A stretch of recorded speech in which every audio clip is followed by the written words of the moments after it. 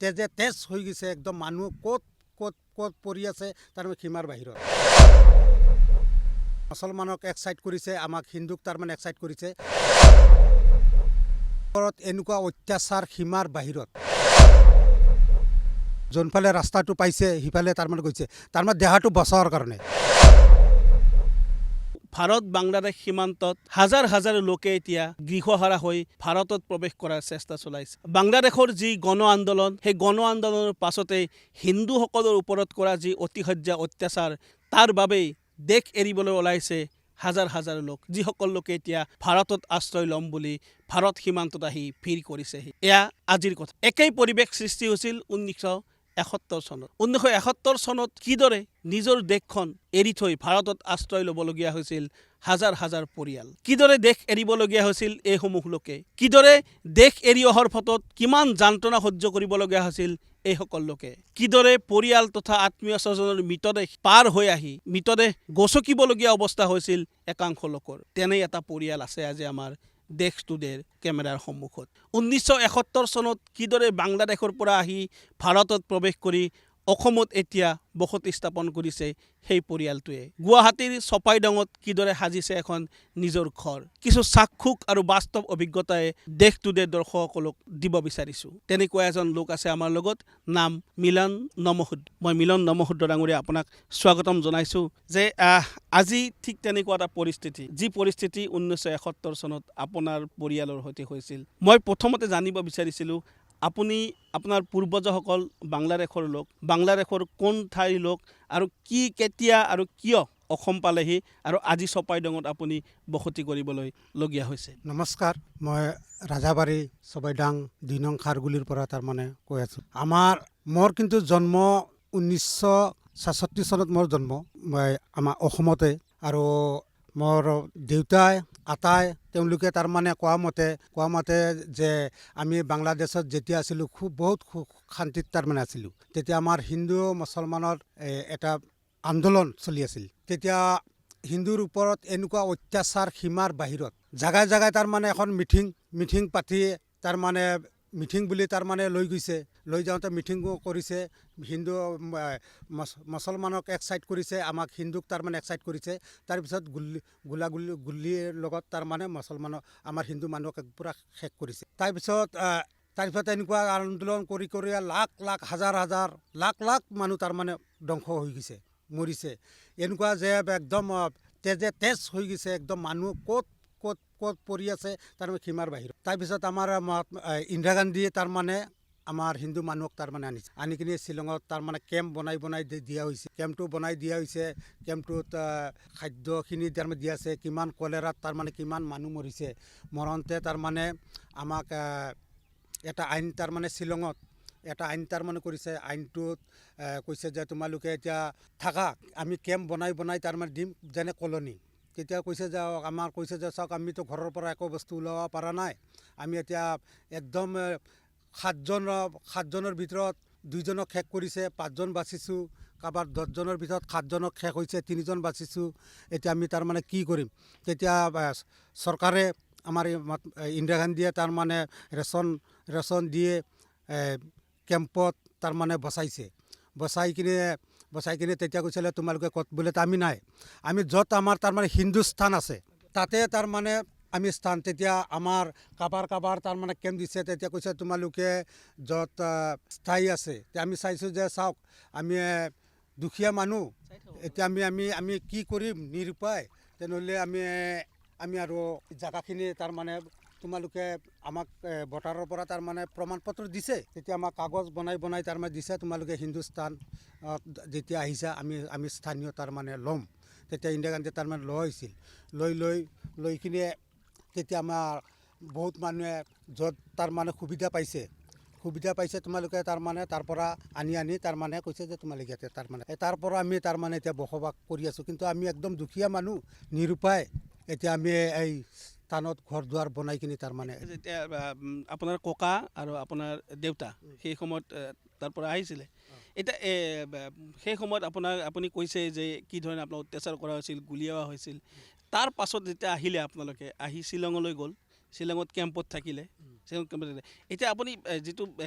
সীমান্তটো কেনেকৈ পাৰ হৈছে কোনটো বাংলাদেশৰ ভোটাৰ তেতিয়া ইন্দিৰা গান্ধী আনিছে ভোটাৰৰ পৰা তাৰমানে আমাক তাৰমানে আমাৰ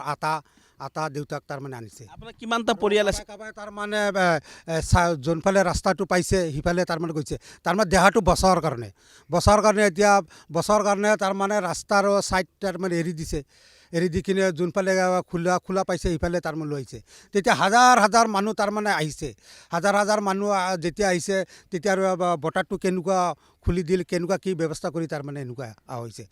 যেতিয়া ঘৰৰ পৰা ওলাইছিলে যেতিয়া দেশখন এৰিব প্ৰথমতে ঘৰখন এৰিবলগীয়া আছিল ঘৰৰ পৰা যেতিয়া ওলাইছিলে আপোনাৰ ককা বা দেউতা ঘৰৰ পৰা কেনেকুৱাকৈ ওলাইছিল সেই যাত্ৰাটো কেনেকুৱা আছিল সেইটো ৰাস্তা কেতিয়াবা ফুকানা তাৰমানে এইগিলা ৰাতি ঘৰৰ পৰা গৰু এৰি দিছে ছাগলী এৰি দিছে হাঁহ এৰি দিছে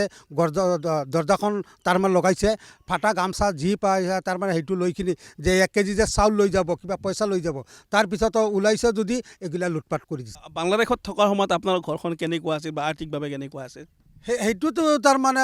ভালে আছিল কাবাৰ ধৰক ভালে কাবাৰ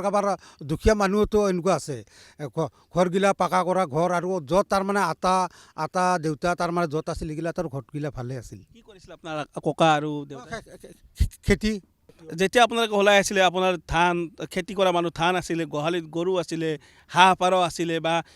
কিছু সা-সজ্জা টকা পইচা আছিলে এইসমূহ কি হৈছিল তেতিয়া এইগিলাতো তাৰমানে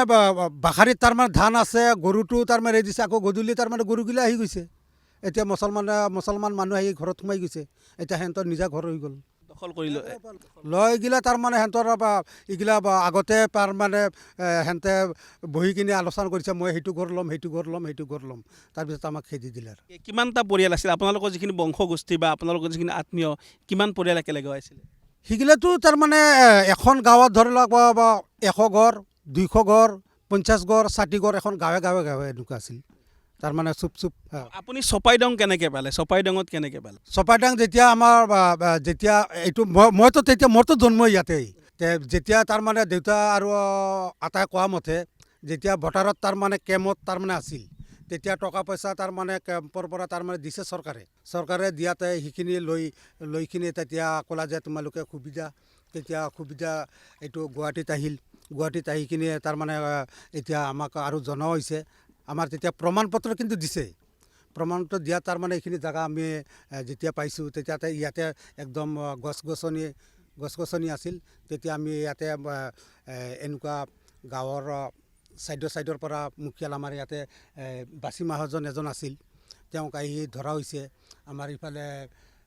আৰু এনেকুৱা ধৰণৰ ডাঙৰ মানুহ যেতিয়া আছিল সিহঁতক ধৰা হৈছে যে এতিয়া আমাক তাৰমানে স্থান তাৰমানে দিয়ক তেতিয়া কৈছে যে আমি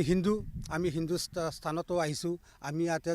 ইয়াতে আমি থাকিম ইয়াতে আমি মৰিম তেতিয়া তাৰমানে গাঁৱৰ চব বাসিন্দাৰ মানুহে ডাঙৰ মানুহ অফিচাৰ নহয় গাঁওবুঢ়া তেওঁলোকে তাৰমানে মিলি আমাৰ এনেকুৱা জেগাটো দিছে আপোনাৰ এতিয়া যিখিনি বংশগোষ্ঠী আছে বা ইষ্ট কুটুম্ব আলহী অতিথি এইখিনি বাংলাদেশৰ পৰা যিখিনি যেতিয়া ওলাই আহিলে এতিয়া কিমান আছে কেনেকুৱাকৈ আছে আমি ইয়াতে ধৰক মোটামুটি আমাৰ এখন গাঁৱত 120 ঘৰ আছোঁ আৰু আমাৰ কালী মন্দিৰত 200 ঘৰমান আছে তেনেকুৱা ক'ৰবাত আৰু গোবৰ্ধনত তাৰমানে 300 ঘৰ আছে এই ডিপুজিত এনেকুৱা 200 ঘৰ আছে এনেকুৱা চুপে তাৰমানে আছে এইখিনিত আপোনাৰ ঘৰটো মই দেখিছোঁ এইখিনিত আপোনাৰ ঘৰ আছে বা আপোনাৰ ওচৰে পাঁজৰে যিখিনি ঘৰ আছে চব তেতিয়া একেলগে অহা মানুহখিনিক একেলগে দিছিল নে গাঁও হিচাপত দিছিল নেকি গাঁও হিচাপত তাৰমানে দিছে এইগিলা তাৰমানে গামবুঢ়া আৰু গাঁৱৰ মুখিয়াল চাই কিনে তেওঁলোকে কৈছে যে ঠিক আছে আমি এইখিনি তোমালোকক জেগা দিলোঁ এইখিনিত তোমালোকে থাকা তাৰপিছত আৰু চৰকাৰৰ আমি আইনমতে তাৰমানে আৰু খাজনা দিয়া হৈছে এতিয়া খাজনাটো তাৰমানে বনাইছে খাজনাটো দিয়াইছে আৰু চৰকাৰে আমাক তাৰমানে সহায় সহযোগিতা তাৰমানে পূৰা কৰি আছে আপোনাৰ ককা বা খুৰাই তেনেকুৱা ধৰণৰ কথা আপোনাক কৈছিল নে যেতিয়া আপুনি অকণমান ডাঙৰ হৈছিল বা তাৰ পৰা অহা সময়খিনিত তেওঁলোকে ভোগা দুৰ্ভোগৰ কথাবিলাক কেতিয়াবা কৈছিল নে আপোনালোকক এইখিনি কোৱাৰ আগতে তাৰমানে কান্দে যে এনেকুৱা ইমান ঘৰ তাৰমানে পেলাই আহিছোঁ ইমান সম্পত্তি পেলাই আহিলোঁ ধান গৰু চব তাৰমানে পেলাইছিলোঁ এতিয়া আৰু আমি আৰু জিন্দগীত তাৰমানে আৰু তাতে নাযাম য'ত আমাৰ হিন্দুস্থান আমি আমি সনাতন ধৰ্মৰ মানুহ য'ত আমাৰ হিন্দু মানুহ আছে তাতে আমি তাৰমানে এতিয়া আৰু আমাৰ জীৱনটো ইয়াতে আপোনাৰ ঘূৰি কেতিয়াও নাযাওঁ। আপোনাৰ যিটো আত্মীয় তেনেকুৱা মানুহ মৃত্যুবৰণ কৰিবলগীয়া হৈছিল নে সেই আন্দোলনৰ সময়ছোৱাত বা তেওঁলোক কাৰোবাক হত্যা কৰা হৈছিল নেকি? তেতিয়া টাইমত মানে কৈছে যে বহুত হত্যা হৈছে, 6জন 7জনৰ ভিতৰত বহুত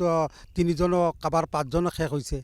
তেতিয়াতো আমি তেতিয়া টাইমত মোৰ জন্মই নাই। এয়া আছিল মিলন নমশূদ্ৰ আৰু তেখেতে ক'লে তেখেতৰ ককাক আৰু খুৰাক কিদৰে বাংলাদেশৰ পৰা বিতাড়িত হৈ ভাৰতত প্ৰৱেশ কৰিছিলে, কিদৰে তেওঁলোকৰ পৰিয়াল আত্মীয়ক হত্যা কৰা হৈছিলে। তাৰ পাছত ইন্দিৰা গান্ধীৰ যি সহায়ত তেওঁলোকে শ্বিলঙত কেম্প কৰি থাকিবলগীয়া হৈছিল। তাৰ পাছত পানীখাইটি চপাইডাঙৰ পানীখাইটিত এখন গাঁও তেওঁলোকক অৰ্পণ কৰা হৈছিল। এই গাঁৱতে এতিয়া বসবাস কৰি আছে মিলন নমশূদ্ৰৰ লগতে সেই সময়ত বাংলাদেশৰ পৰা বিতাড়িত হোৱা 100ৰ ওপৰত পৰিয়াল।